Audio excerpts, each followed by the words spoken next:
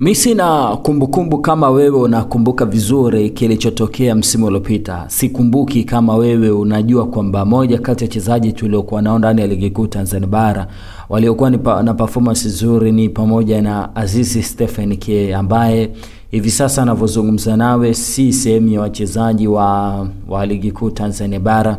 Sijui kama unakumbuka kwamba moja kati ya makocha bora tuliokuwa nao msimu uliopita ni pamoja na Fadlu Davis ambaye si tena kocha ndani ya ligi kuu Tanzania bara. Sina kama kumbukumbu kama unakumbuka kama moja kati ya wachezaji waliokuwa na performance bora sana msimu uliopita ni pamoja na Jean Charles Ahoua. Sijui kama unakumbuka kwamba kulikuwa kuna debate kubwa sana kama ya kati ya Musa Pinpin Kamara pamoja na Jacob Suleiman ni nani ambaye anastahili kubeba tuzo ya goalkeeper bora. Mimi sijui kama unakumbuka kwamba msimu uliopita hatakuwa na jina la Miguel Gamondi ndani ya ligi kuu Tanzania bara.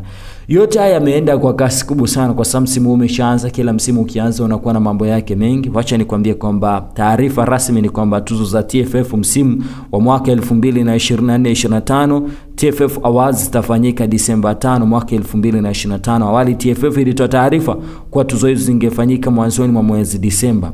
Rasmi tuzo zitatolewa Disemba 5. Hii ni taarifa ambayo imetolewa na TFF wao wenyewe.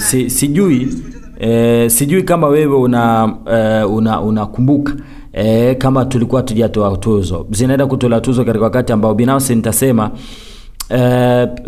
hazina tena mvuto kwa sababu vitu vingi vimeshabadilika. Hata watakaoshinda hizo tuzo hazitakuwa na excitement kama ambavyo tungetarajia iwe katika msimu uliopita. I don't know wewe kwako inakaa aje, lakini kwangu mimi nadhani imekuwa ni tuzo ambazo zimefanyika tu ili kuonyesha kwamba okay, tuzo zimefanyika na maisha yanabidi yaendelee. Lakini nje hapo nadhani hakukuwa tena na sababu ya kufanya tuzo. Wewe unasemaje katika hili? Let me know katika comment. Asante, bye bye.